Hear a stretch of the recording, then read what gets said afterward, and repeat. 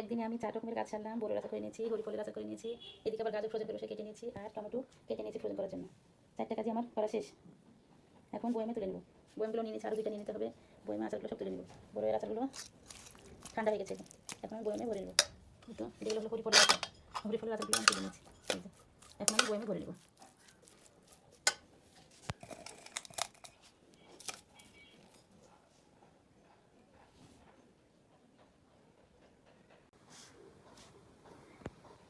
একদিনে আমি 4 রকমের গাছ ছাড়লাম, বড়ের আচার করে নিয়েছি, হরিফলের আচার করে নিয়েছি, এদিকে আবার গাজর ফ্রোজেন করে বসে কেটে নিয়েছি, আর টমেটো কেটে নিয়েছি ফ্রোজেন করার জন্য।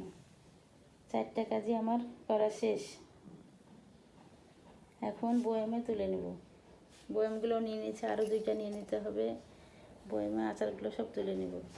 বড়ের আচারগুলো ঠান্ডা হয়ে গেছে, এখন আমি বয়মে ভরে নেব। তো এগুলো হলো হরিফলের আচার। হরিফলের আচারগুলো আমি তুলে নিয়েছি,